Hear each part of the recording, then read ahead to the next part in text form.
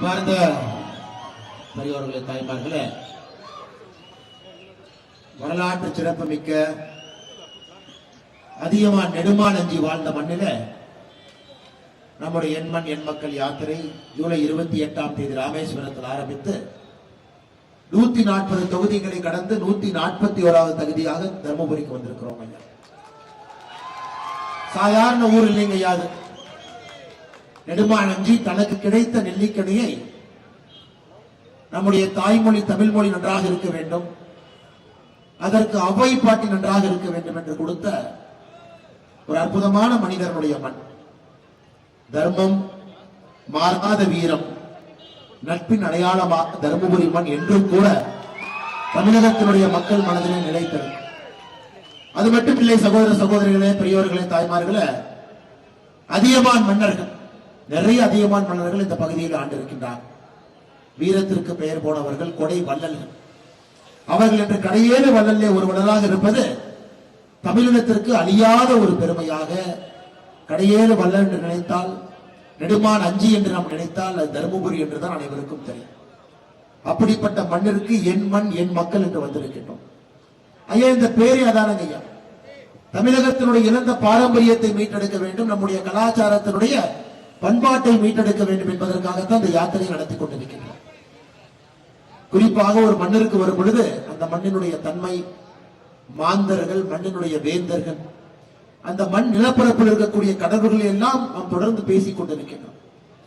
இளைய தலைமுறை குழந்தைகளுக்கு அவர்களை பற்றி தெரிய வேண்டும். ஏன்னா திமுக வந்த பிறகு உங்களுக்கு தெரியும், தமிழகத்தினுடைய அடையாளமே 1967 ஆரம்பித்தது போல் நம்முடைய சரித்திரம் இருக்கு. இந்த மண்ணிற்கு வந்து பார்த்தால் சர்வ வல்லமை பொருந்திய மல்லிகார்ஜுனர் கோவில் எங்க இருக்கு? நம்ம எல்லாருக்கும் கூட காலம் காலமாக அருள்பளித்துக் கொண்டிருக்கின்றார்கள். யுகங்களை எல்லாம் கடந்து தர்மத்தை நிலைநிறுத்தக்கூடிய கால பைரவரனுடைய ஆலயம் இங்கே இருக்கிறது. வரலாற்று சின்னமாக இன்னைக்கு மக்கள் வந்து பார்க்கக்கூடிய அதியமான் கோட்டையும் தீர்த்தகிரீஸ்வரர் கோயிலும் இங்க இருக்குது. இதெல்லாம் நம்முடைய அடையாளம், இதெல்லாம் நம்முடைய மண். அந்த மண்ணிலே நம்முடைய மக்கள் இருக்கின்றார். இழந்த பெருமையை மீட்டெடுக்க வேண்டும் என்றால் திமுக என்கின்ற தீய சக்தி தமிழக அரசியலிருந்து அப்புறப்படுத்த வேண்டிய நேரம் நம் அனைவருக்கும் வந்திருக்கிற சகோதர சகோதரி. அது நம் சாதாரண ஒரு நேரத்தில் இல்லைங்க. 2024 ஜனவரி மாசத்துல நிற்கிறோம். இன்னும் ஒரு 60-70 நாட்கள்ல தேர்தல் வருவதற்கான வாய்ப்பு இருக்கு. ஏப்ரல் மாசத்துல நம் அனைவரும் கூட இந்தியாவுடைய பிரதமராக தொடர்ந்து 3வது முறையாக நம்முடைய பாரத பிரதமர் நரேந்திர மோடி அவர்களை தேர்ந்தெடுப்பதற்காக தயாராக இருக்கு. இந்த மாற்று கருத்து இல்லைங்க. 10 ஆண்டுகளாக ஆட்சியில் இருக்கக்கூடிய பிரதமர், உலகம் போற்றக்கூடிய உத்தமன், உலகத்தில் இருக்கக்கூடிய எல்லா நாட்டு மக்களும் போல இது போன்ற ஒரு தலைவன் இந்தியாவுக்கு கிடைத்திருக்கின்றானே என்று பொறாமைப்படக்கூடிய அளவுக்கு நமக்கு ஒரு பிரதமர், பாரத பிரதமர் நரேந்திர மோடி அவர்கள் கிடைத்திருக்கிறார். 2024க்கான தேர்தல் ஒரு சாதாரண தேர்தலாக இருக்க போவதில்லைங்க. சரித்திரத்தை மாற்றக்கூடிய தேர்தல். 2014 19 வரை நாம் ஆட்சியில் இருந்த பொழுது முதல் 5 ஆண்டு ஆட்சியில ஏழை மக்களுக்காக திட்டங்களை எல்லாம் ஆரம்பித்தோம். 2014 வரை யாரும் கூட அம்மா உங்களுக்கு வீடு இருக்கா, அம்மா உங்களுடைய வீட்டுல குடிக்கிற தண்ணீர் குழாய் மூலமாக வருதா, அம்மா உங்க வீட்டுல கழிப்பறை இருக்கா, அம்மா உங்களுடைய வீட்டுல சமையல் எரிவாயு அடுப்பு இருக்கா, யாரும் கூட கேட்கலாம். சுதந்திரம் கிடைத்த முதல் 67 நாடுகள் யாரை பத்தி யோசிக்கணும். ஏன் 2014 நம்முடைய மோடி ஐயா வந்த பொழுது இந்தியாவிலே 42 கோடி பேர்த்திட்ட வங்கி கணக்கு. முதல் 5 ஆண்டு ஏழைகளை மையப்படுத்தி நம்முடைய ஆட்சி இருந்தது. குறிப்பாக தருமபுரி மாவட்டத்தை மட்டும் நீங்க பாருங்க. 10 ஆண்டுகள் 10வது ஆண்டு ஆட்சியில் இருக்கின்றோம். 10 ஆண்டுகள்ல தருமபுரியில மட்டுமே 31,336 குடும்பங்களுக்கு மோடி வீடு, கான்கிரீட் வீடு நாம் கொடுத்திருக்கின்றோம். 2014 சபதமாக மோடி அவர்கள் ஆரம்பித்தார். இன்னும் வேலை பாக்கி இருக்கிறது, கொடுத்துக் கொண்டே இருக்கின்றோம். 2,32,117 வீட்டுல நாம் ஆட்சிக்கு வந்த பிறகு முதல் முறையாக கழிப்பறை எட்டி பார்த்திருக்கிறோம். குழாயிலே குடிநீர் வழங்கிக் கொண்டிருக்கின்றோம். ஜல்ஜீவன் திட்டம் மூலமாக 1,21,410 வீடுகளுக்கு குழாய் மூலமா முதல் குடிநீர் வருது. குடத்தை எடுத்துக்கிட்டு ரொம்ப தூரம் நடந்து போய் வெயில போய் தண்ணி பிடிச்சிட்டு வந்தோம். சமையல் எரிவாயு சிலிண்டர் மோடி ஐயா வந்த பிறகு முதலாக சமையல் எரிவாயு சிலிண்டர் தருமபுரி மாவட்டத்திற்கு நாம் கொடுத்திருப்பது 1,01,522 குடும்பங்களுக்கு முதலாக மோடி ஐயாவுடைய எரிவாயு சிலிண்டர் எட்டி பார்த்திருக்கிறார். விவசாய பெருமக்கள் அதிகமாக இருக்கக்கூடிய ஊர் தர்மபுரி. இன்னைக்கு தர்மபுரியில மட்டுமே 1,84,039 விவசாயிகளுக்கு வங்கி கணக்குக்கு 6,000 ரூபாய் பணம் PM கிசான் நிதியில வருகிறது. மோடி ஐயாவுடைய ஆட்சியில 9 ஆண்டுகள்ல 15 தவணையில 2,000 ரூபாய். அப்படின்னா PM கிசான் திட்டத்துல மட்டுமே தர்மபுரியில் இருக்கக்கூடிய 1,84,000 விவசாயிகளுக்கு 30,000 ரூபாய் அவங்களுடைய வங்கி கணக்குக்கு PM கிசான் திட்டத்துல 9 ஆண்டுகள் வந்திருக்க முடியும். இது முதல் 5 ஆண்டுகள் ஏழையை மையப்படுத்தி வளர்ச்சி இல்லை, சில வீட்டிலே திட்டங்கள் செல்லவில்லை. 67 ஆண்டுகள் ஆகியும் கூட நம்முடைய மக்கள் எரிவாயு சிலிண்டர் இல்லாம இருக்கிறாங்க, கான்கிரீட் வீடு இல்லாம இருக்கிறாங்க. முதல் 5 ஆண்டுல ஆரம்பிக்கப்பட்ட திட்டங்களுடைய பட்டியலையா 2019 இருந்து 2024 வரை நம்முடைய உள்கட்டமைப்பு, நம்முடைய சாலை வசதி, அதை மேம்படுத்துவதற்கான பணம், ரயில்வே ஸ்டேஷன், ஏன் தர்மபுரியில் உங்களுடைய ரயில்வே ஸ்டேஷனுங்க ஐயா அமிர்த் பாரத் திட்டத்தின் கீழ் 15 கோடி ரூபாயில புதுப்பித்துக் கொண்டிருக்கின்றோம். ரொம்ப நாளா நீங்க கேட்டிருக்கிறீங்க, பல ஆண்டு காலமாக உங்களுக்கு இருக்கக்கூடிய கோரிக்கை என்னன்னா தர்மபுரி மொரப்பூர் ரயில்வே பாதை. ஆங்கிலேயர்கள் 1941 நிறுத்தி வச்ச பாதை, மீட்டர் கேஜில் இருந்துச்சு. 82 ஆண்டுகளாக இருக்கக்கூடிய ஒரு திட்டம். சுதந்திர இந்தியாவுக்கு முன்பே ஆங்கிலேயர்கள் கொடுத்தார். ஆனா இன்னைக்கு அதை அகலப்படுத்த வேண்டிய கட்டாயம் இருக்கு. நிறுத்தி வைக்கப்பட்ட திட்டம் தர்மபுரியில் நீங்கள் அனைவரும் கேட்டுக் கொண்டிருக்கிறீர்கள். நம் ஆட்சி வந்த பிறகு இன்னைக்கு 358 கோடி ரூபாய் நாம் ஒதுக்கீடு செய்து வேலைகள் நடந்து கொண்டிருக்கிறோம். அகலப்பாதை அமைந்தவுடன் தர்மபுரி மொரப்பூர் ரயில்வே பாதை மறுபடியும் உங்களுடைய பயன்பாட்டுக்கு வர இருக்கு. இன்னைக்கு நமக்கு தெரியும், இங்க இருக்கக்கூடிய தொப்பூர் பகுதியில் அதிகமா ஆக்சிடென்ட் ஆகுதுங்க ஐயா. இந்தியால எங்கேயுமே இல்லாத ஒரு முதல் திட்டமாக பறக்கும் சாலையை தர்மபுரியினுடைய தொப்பூருக்கு 775 கோடி ரூபாய் மதிப்புல நம்முடைய ஆட்சி பாரத பிரதமர் நரேந்திர மோடி அவர்கள் கொடுத்திருக்கிறார். தமிழகம் முழுவதுமே திரும்பி பார்ப்பாங்க ஐயா. தமிழகம் முழுவதுமே நீங்க திரும்பி பார்த்தீங்கன்னா குறிப்பாக 11 மருத்துவக் கல்லூரி ஒரே நேரத்துல நம்ம ஆட்சிக்கு வந்த பிறகு 9 ஆண்டுகள்ல 15 மருத்துவக் கல்லூரிகள் மொத்தமாக தமிழகத்திற்கு வந்திருக்கிறது. ஏர்போர்ட்டினுடைய விரிவாக்க பணிக்கு மட்டுமே 4,542 கோடி ரூபாய்.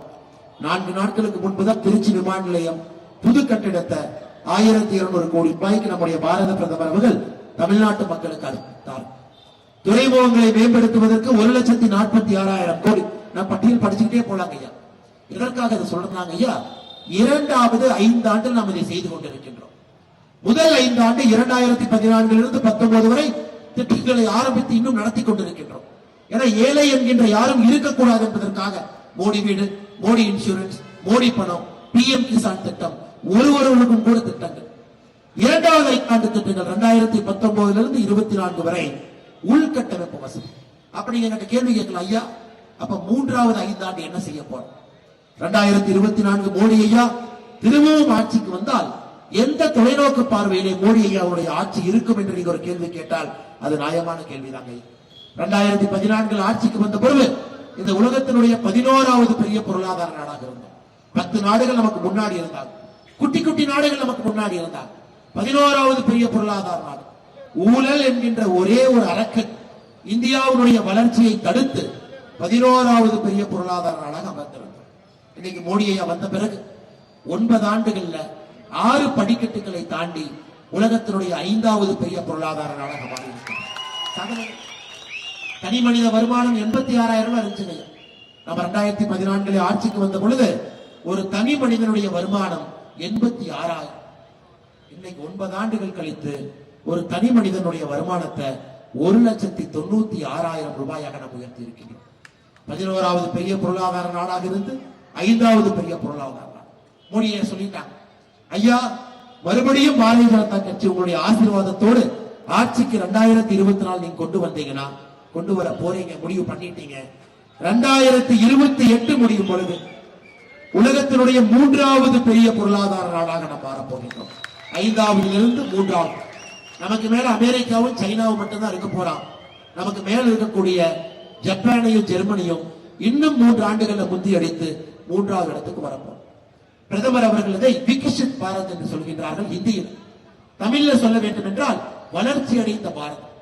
அடுத்த 5 ஆண்டுகள் வளர்ச்சி அடைந்த பாரதத்திற்காக. இன்னைக்கு தர்மபுரியில பெரிய பிரச்சனை என்னங்க ஐயா? இளைஞர்களுக்கு வேலை வாய்ப்பு இல்லை என்பதுதான் தர்மபுரியினுடைய மிகப்பெரிய பிரச்சனை. உலகம் முழுவதுமே தர்மபுரியினுடைய இளைஞர்கள் வேலை பார்க்கிறாங்க. உலகத்துல பல நாடுகளுக்கு நான் போயிருக்காங்க ஐயா. அன்பா நம்ம குழந்தைகள் வந்து பேசுவாங்க. தோல் மேல கை போட்டு கேட்பேன், கண்ணு எந்த ஊருன்னு கேட்பேன். அவர்கள் பெரும்பாலும் முதலில் சொல்லக்கூடிய ஊர் தர்மபுரி. அண்ணே பாலக்கோடுனே, அண்ணே பாப்பாரப்பட்டினே, அண்ணே பாப்பிரெட்டிப்பட்டினே, அண்ணே நான் தர்மபுரினே.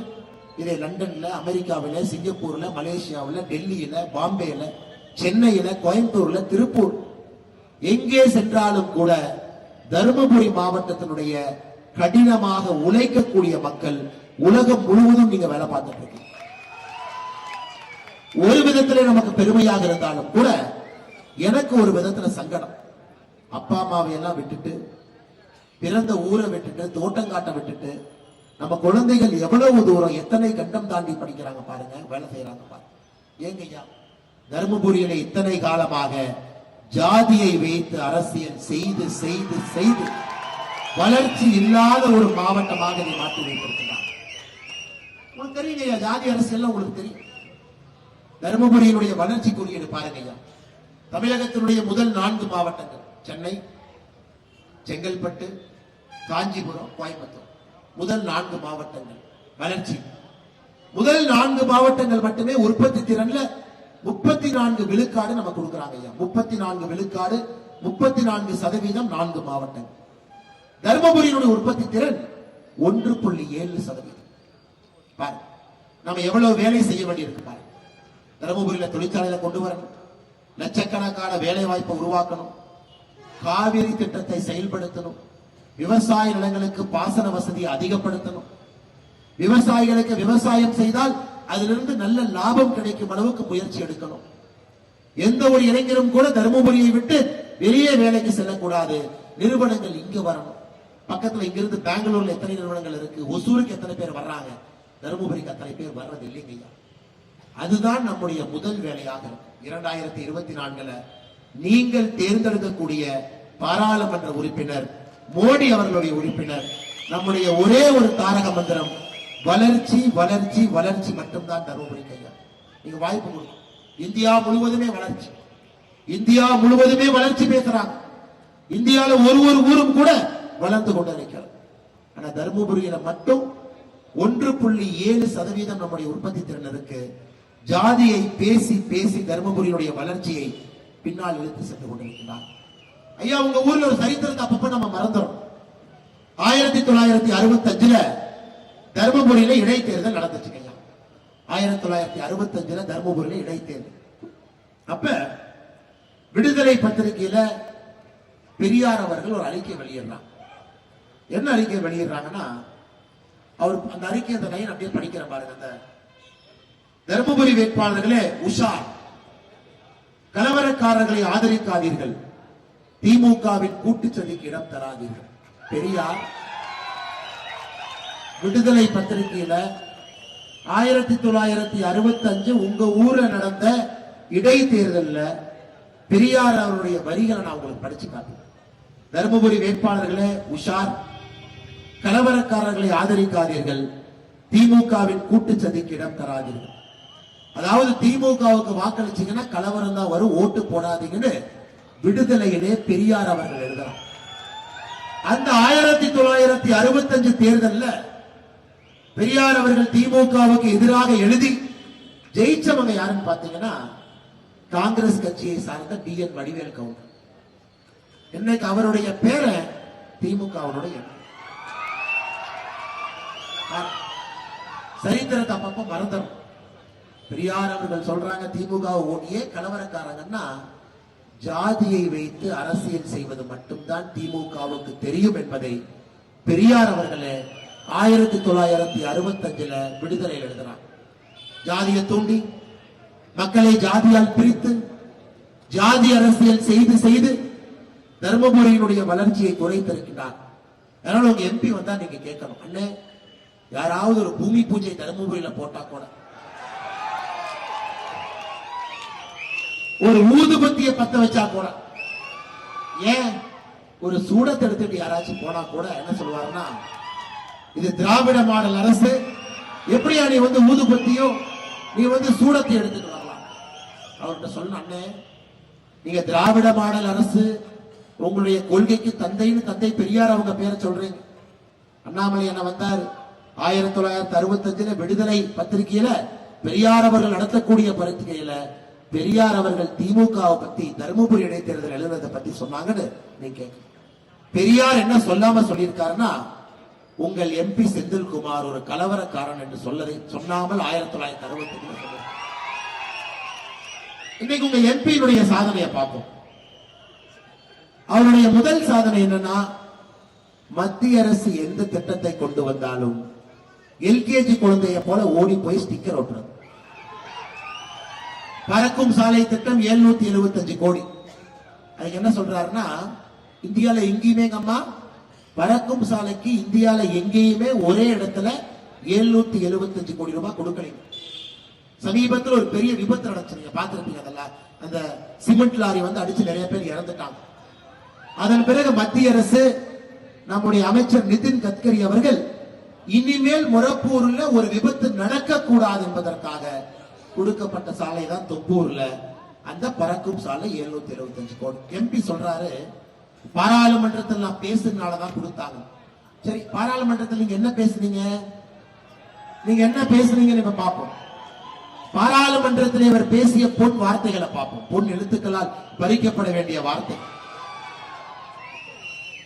வடக்கில் இருக்கக்கூடிய மாநிலங்கள் எல்லாம் மாட்டினுடைய மூத்திரங்களை குடிக்கக்கூடிய மாநிலமா இவர் பாராளுமன்றத்தில் பேசுறார். மாட்டு மூத்திர மாநிலங்கள்னு பேசுறார். அது ஒரு எம்பி எந்திரிச்சு கேட்கிறாரு, என்ன உங்க பையனே உத்தராகண்ட்ல இன்டர்நேஷனல் ஸ்கூல்ல படிக்க வச்சிட்டு இருக்கிறாரு.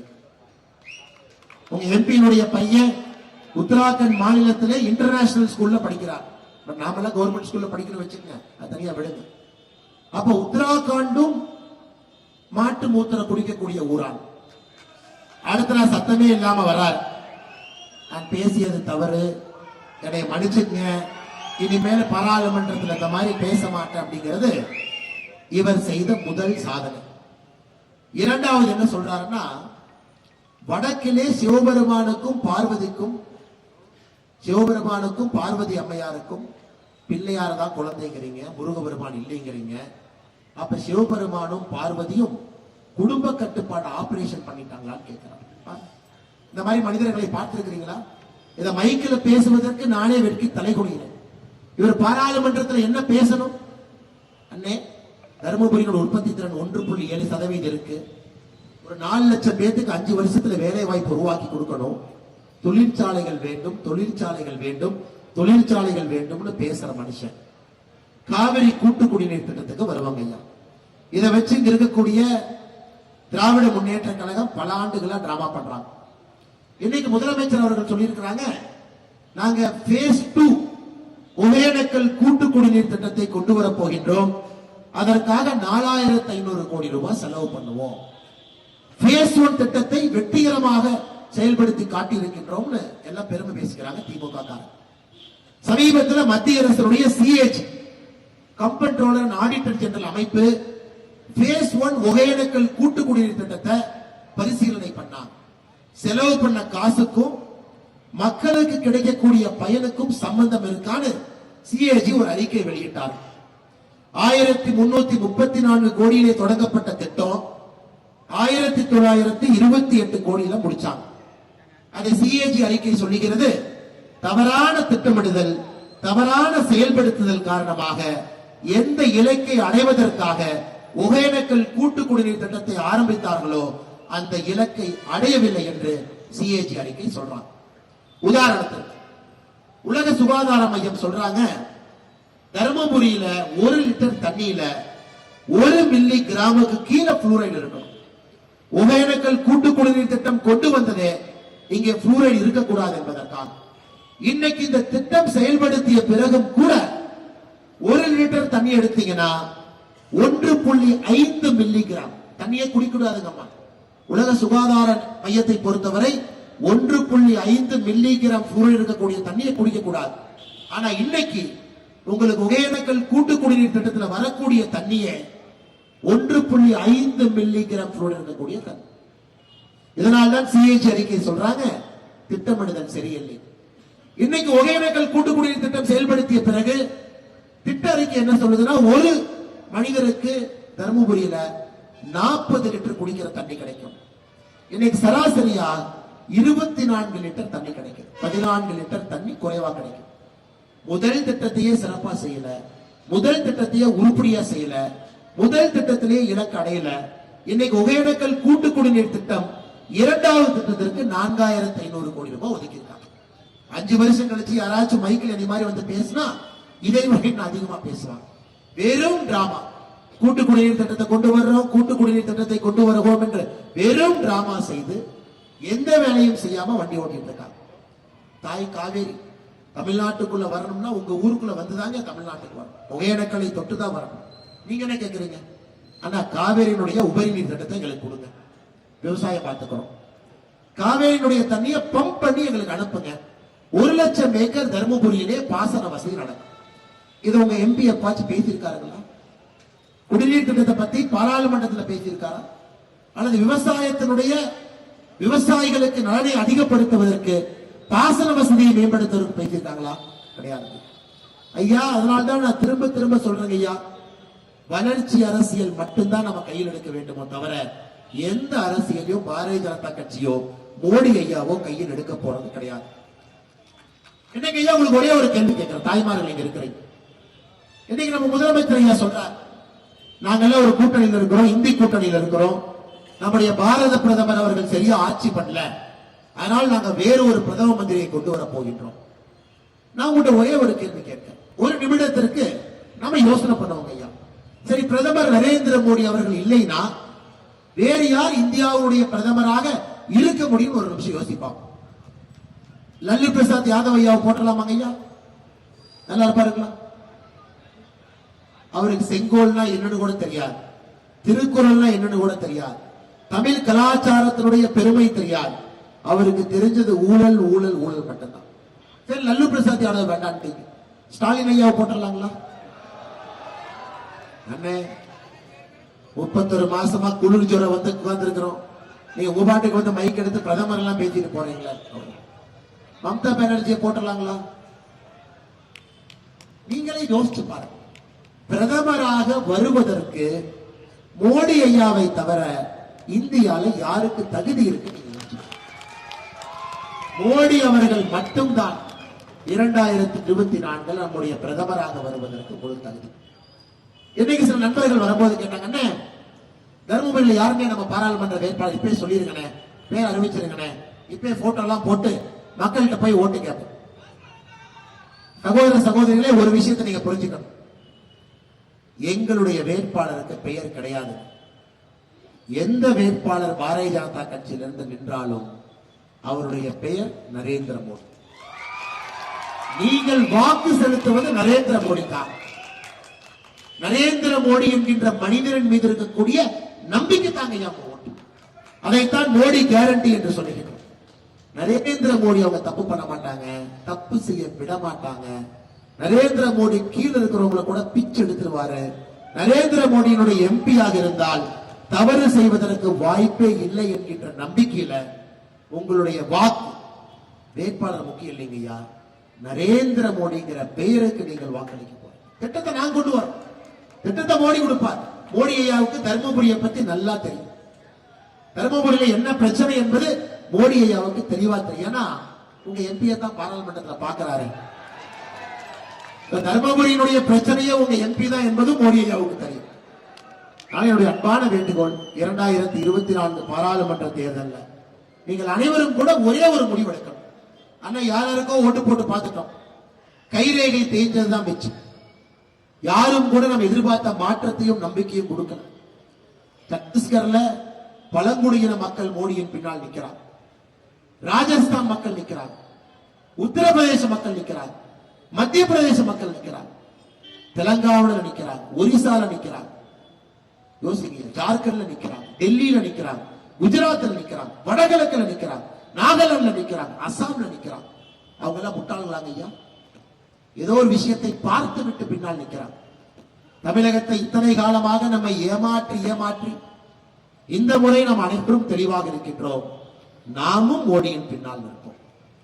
2024 நம்முடைய 39 எம்பிக்களும் கூட மோடியினுடைய எம்பிக்களாக இருக்கட்டும், அவருடைய கரத்தை வலுப்படுத்தக்கூடிய எம்பிகளாக இருக்கட்டும் என்பதை நாம் தெளிவா நாம் புரிஞ்சிருக்கிறோம் ஐயா. அதை தாண்டி ஐயா, நான் போன முறை தருமபுரிக்கு வந்தேங்க ஐயா. ஜனவரி மாசம் வந்த பொழுது ஒரு பொதுக்கூட்டத்திலே பேசும் பொழுது ஒரு கேள்வி கேட்டேன். ஏங்க 2009 திமுக ஆட்சி இருந்த பொழுது தருமபுரிக்கு சிப்காட் கொடுக்கிறேன், அதுக்காக நிலத்தை எடுக்கிறேன்னு சொன்னீங்க, என்ன ஆச்சு? அதன் பிறகு இன்னைக்கு அண்ணாமலை வந்தாரு, பேசிட்டாருப்பா, நாம எய்ம்ஸ் மதுரை பத்தி எல்லாம் பேசுறோம், அவரு செங்கலை தூக்கிட்டு சிப்காட் எங்கன்னு கேட்கிறாருன்னு அவசரமாக இன்னைக்கு ஒரு சிப்காட்டினுடைய வேலை ஆரம்பிப்பதற்கு ஒரு செங்கல் எங்க வச்சிருக்கிறதா நான் அறிகின்றேன். அதனால தருமபுரியில் இருக்கக்கூடிய திமுக காரங்களுக்கு ஒரு சின்ன வேண்டுகோள், சென்னையில முதலீட்டாளர் மாநாட்டில் ஏதோ பண்ணிட்டு இருக்கிறீங்க, அதுல வர்ற பாதி பணத்தை தருமபுரிக்கு மாத்தி விடும். பணம் தமிழகத்தில் எங்கேயும் தேவையில்லை, தருமபுரிக்கு தேவை. தொழிற்சாலைகள் இங்க தேவை, வேலை வாய்ப்புகள் இங்க தேவை. அதை செய்யுங்க. சிப்காட்டை தயவு செஞ்சு கொண்டு வாங்க. ஒரு செங்கலோட நிறுத்திக்காதீங்க. 1783 ஏக்கர் இளைஞர் பெருமக்களுக்கு வேலை வாய்ப்பை உருவாக்குங்க. திமுக தன்னுடைய தேர்தல் அறிக்கையிலே 10 லட்சம் வேலை வாய்ப்பு உருவாக்குவதாக சொன்னாங்க. 10 லட்சம் பேர் வருஷத்துக்கு ஐயா, 10 லட்சம் பேர் எதையுமே காணும். அதை செய்தால் நிச்சயமாக தருமபுரியில் இருக்கக்கூடிய இளைஞர்கள் எங்கேயும் செல்ல வேண்டிய அவசியம் இருக்காது. உங்களுடைய ஊர்ல உங்களுக்கான வேலை இருக்கும். இதை பாரதிய ஜனதா கட்சி மட்டும்தாங்க ஐயா நிச்சயமா முன்னெடுக்கும். அதுல எந்த ஒரு மாற்று கருத்து இல்லைங்க ஐயா. இதையெல்லாம் தாண்டி கடைசியாக என்னுடைய பேச்சை முடிக்கும் பொழுது உங்களுக்கு சில விஷயங்களை ஞாபகப்படுத்தி விட்டு முடிக்கின்றோம். திமுக தன்னுடைய தேர்தல் அறிக்கையில வாய்களையே பேசினாங்க. நாங்கள் ஆட்சிக்கு வந்தால் இதை செய்வோம், அதை செய்வோம், சந்திரனை பிடித்து பாக்கெட்ல வைப்போம், சூரியனை பிடிச்சு சட்டு பாக்கெட்ல வைப்போம் சொன்னாங்க. உங்க தருமபுரிக்கு கொடுத்த தேர்தல் வாக்குறுதியை மட்டும் நான் படிக்கிறேன் கேளு. தருமபுரியிலே குளிர்பத கிடங்குகளை அமைப்போம்னு சொன்னாங்க. பண்ணாங்களா? ஒன்றுமில்லை. தருமபுரியிலே மரவள்ளி கிழங்கு கொள்முதல் நிலையமும் நவீன மரவள்ளி கிழங்கு தொழிற்சாலையும் அமைப்போம் என்று சொன்னார். இல்லைங்கய்யா. தருமபுரியிலே சுற்றுச்சாலை அமைப்போம். இல்லைங்கய்யா. நாம ஒரு ரோடு போட்டா கூட ஸ்டிக்கர் நீங்க ஒட்டிக்கிறீங்க. தருமபுரி மாவட்டத்தில் உள்ள அனைத்து மலை கிராமங்களுக்கும் சாலை மற்றும் போக்குவரத்து வசதிகள் ஏற்படுத்தும். சுதந்திரம் கிடைத்தது ஐயா 75 ஆண்டுகள் தாண்டி நின்று கொண்டிருக்கின்றோம். 75 ஆண்டு. இன்னைக்கு உங்களுடைய தருமபுரியை பாருங்க. தருமபுரியில இருக்கக்கூடிய சில பகுதிகளுக்கு இன்னும் கூட சாலை வசதிகள் இல்லாத பகுதி இங்க இருக்குது ஐயா. குறிப்பாக தருமபுரி பக்கத்தில் இருக்கக்கூடிய பேப்பர்ல படிச்சங்க ஐயா, சில மலை பகுதிகளுக்கு கழுதையில பொதி கட்டி அதுல சாமானம் எடுத்துட்டு போறாங்க.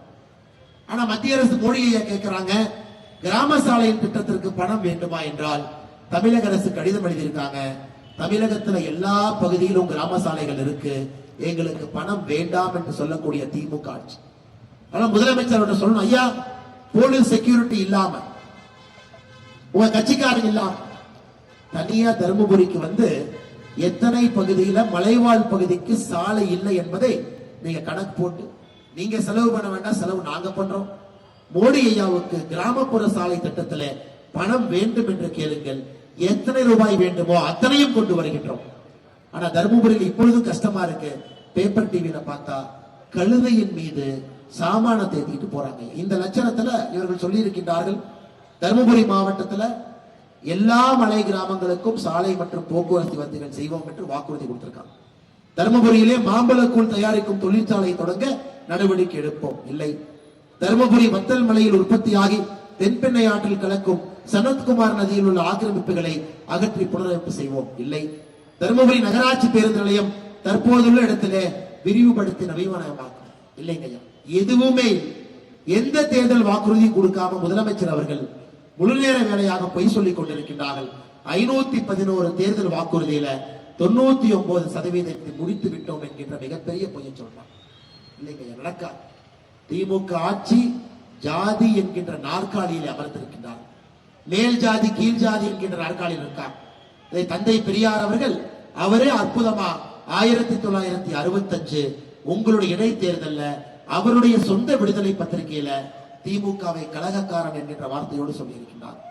இந்த முறை உங்களுடைய அன்பு ஆதரவு அனைத்தும் கூட பாரத பிரதமர் நரேந்திர மோடி அவர்களுக்கு இருக்க வேண்டும் என்கின்ற வேண்டுகோளை வைத்து உற்சாகமாக வரவேற்பளித்து எண்மண் எண் மக்கள் யாத்திரையில ஆரம்பத்திலிருந்து கடைசி வரை வந்த உங்கள் எல்லா அன்பு சகோதரர்களுக்கும் இந்த நேரத்தில் வாழ்த்துக்களை வணக்கங்களை தெரிவித்து இந்த தொகுதியினுடைய பொறுப்பாளராக இருந்து யாத்திரையெல்லாம் ஒருங்கிணைத்து அற்புதமாக நடத்தி காட்டிய அண்ணன் ஐஸ்வர்யம் முருகன் அவர்களுக்கு இந்த நேரத்தில் நன்றி கலந்த வாழ்த்துக்களை வணக்கங்களை தெரிவித்து தருமபுரி தொகுதியினுடைய இணை ஒருங்கிணைப்பாளர் அண்ணன் சோமன் அவர்களுக்கு என்னுடைய வாழ்த்துக்களை வணக்கங்களை தெரிவித்து மாவட்ட துணைத் தலைவர்கள் செல்லப்பாண்டியன் ஜெபண்ணன் சிவசக்தி அவர்களுக்கு நன்றியை தெரிவித்து மாவட்ட செயலாளர்கள் கிருஷ்ணவேணி முருகேசன் குமார் வெள்ளையன் அவர்களுக்கு என்னுடைய நன்றிகளை தெரிவித்து நம்முடைய ஒன்றிய தலைவராக அற்புதமாக பணி செய்யக்கூடிய தருமபுரி நகரத்தினுடைய தலைவர் சக்திவேல், தருமபுரி மேற்கு கணபதி அவர்கள், நல்லம்பள்ளி கிழக்கு சக்தி அவர்கள், நல்லம்பள்ளி மேற்கு மாதன் அவர்கள், நல்லம்பள்ளி தெற்கு பழனிசாமி அவர்களுக்கு என்னுடைய நன்றிகளை தெரிவித்து நம்முடைய தருமபுரி பாராளுமன்ற பார்வையாளர் முனிராஸ் அவர்கள், இணை ஒருங்கிணைப்பாளர் வரதராஜன் அவர்கள், மிக முக்கியமாக இந்த மாவட்டத்தினுடைய தலைவராக இருந்து அற்புதமாக ஒருங்கிணைத்த அண்ணன் பாஸ்கர் அவர்களுக்கு நன்றிகளை தெரிவித்து நம்முடைய மாநில தலைவரும் யாத்திரை ஒருங்கிணைப்பாளர் அண்ணன் நரேந்திரன் அவர்களுக்கு என்னுடைய வாழ்த்துக்களை தெரிவித்து மாநில துணைத் தலைவரும் பெருங்கோட்டத்தினுடைய பொறுப்பாளராக இருந்து நம்ம எல்லாம் ஆக்கவும் ஊக்கமும் கொடுத்து வழிநடத்திக் கொண்டிருக்கக்கூடிய அண்ணன் KP ராமலிங்கம் அவர்களுக்கும் இந்த நேரத்தில் வாழ்த்துக்களை வணக்கங்களை தெரிவித்து என்னுடைய உரையை முடித்துக் கொள்கின்றேன். ஐயா, உங்களுடைய அன்புக்கு நான் தலை வணங்குகின்றேன். உங்களுடைய எழுச்சியை நோக்கி நான் ஆனந்தப்படுகின்றேன். நிச்சயமாக 2024 ஒரு மாற்றம் தருமபுரிக்கு வரும் என்கின்ற முழு நம்பிக்கையோடு இங்கிருந்து கிளம்பி இந்த யாத்திரை அடுத்த தொகுதிக்கு செல்கின்றோம். பாரத் மாதா கி, பாரத அன்னையின் புகழ்.